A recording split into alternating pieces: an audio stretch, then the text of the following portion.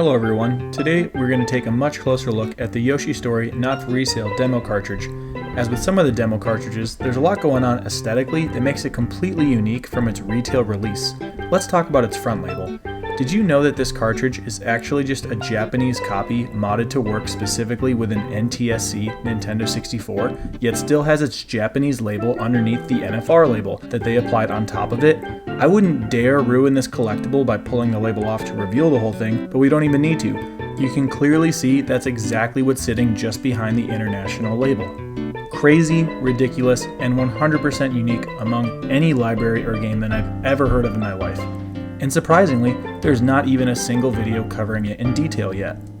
Now, looking at the design of the label itself, some may wonder why was it ever changed and what would make it look this way to begin with. While virtually all of the NFR copies have the exact same design and look as their retail release, we can see that this wasn't the case with Yoshi's Story.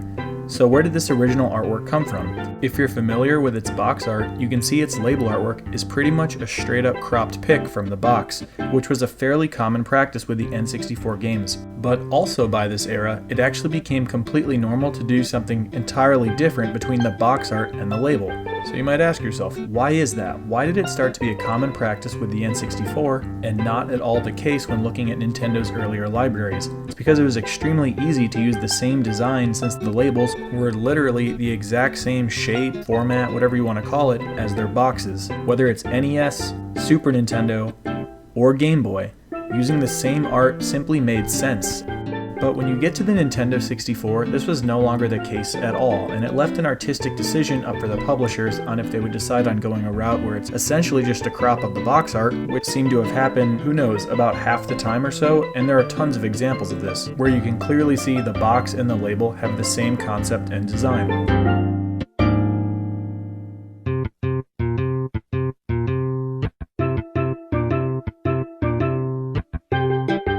Then you have some examples where they seem to have a lot in common with the box art, but for whatever reason, differentiated itself by only a little bit. And one example that I never noticed even until now is Diddy Kong Racing, clearly using an identical character model on the box and the game, even putting Timber the Tiger just over the left of his shoulder, but even his pose is slightly differentiated. And I can only imagine how many other obscure examples there are like this. But anyway, these are examples of labels that, at a glance, appear to be basically the same as the box, although they do have some minor differences. And finally, you have the category that Yoshi's Story would fall into, where the box art and the game label look entirely different.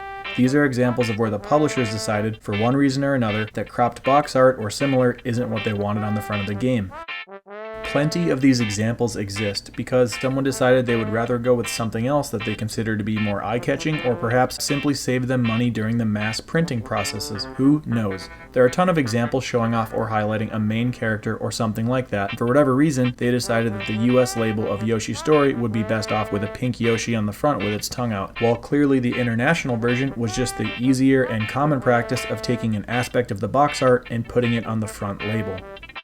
As far as playing the game goes, it's simply a Japanese version of the game modded to run and fit in an NTSC N64 slot. The reason why US kiosks would have something like this was apparently because Nintendo wanted Yoshi's Story in our kiosks so bad leading up to its launch, and while it was released on December 21st in Japan, it wasn't released until March in North America, so it had more time to help build up some hype, and getting a Japanese cart in our kiosks before going through that whole translation process was, I guess, what they wanted to do. The thing about this game is that there's a lot to talk about when you look at the outside, and clearly it's quite the conversation piece if you found any of this stuff interesting to you.